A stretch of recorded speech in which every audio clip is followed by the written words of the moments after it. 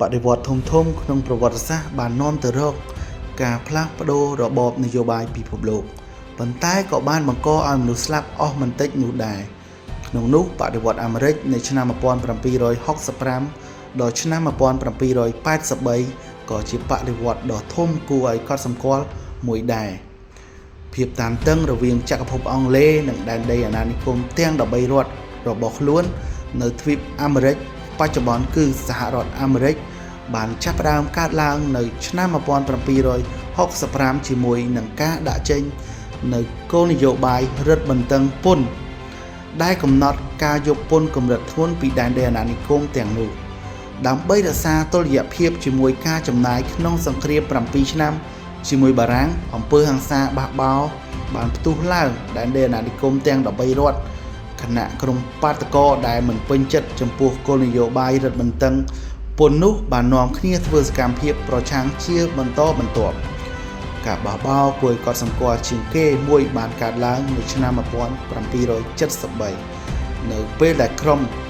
អ្នកតវ៉ា Sons of Liberty បានប្លង់ចោលកេសស្លឹកតែចំនួន342ប្រអប់ក្នុងកំពង់ផែ Boston ដើម្បីតវ៉ាចំពោះការដំឡើងពន្ធលើផលិតផលដែលវាជាព្រឹត្តិការណ៍មួយត្រូវបានគេស្គាល់ថាវិវាទ Boston Tea Party នៅឆ្នាំ1774ប្រតិភូរដ្ឋបាលចំនួន12មកពីដែនដីអាណានិគមទាំង13រដ្ឋបានមកជួបជុំធ្វើសមាទនិងពិភាក្សាអំពីការផ្ដាច់ខ្លួនពី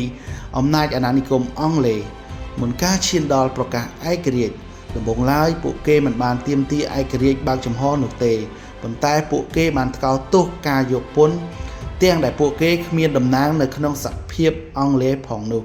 ជាមិនផុតសង្គ្រាមក៏បានផ្ទុះឡើងនាឆ្នាំ1775នៅសមរភូមិ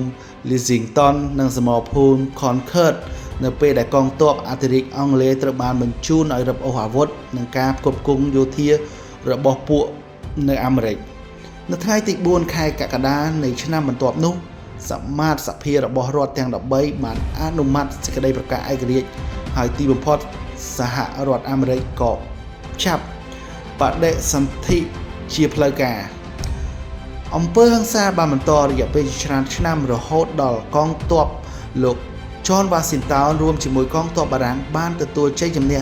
ដ៏សំខាន់លើកងទ័ពចក្រភពអង់គ្លេសនៅឯសមរភូមិ Yorktown ក្នុងឆ្នាំ1781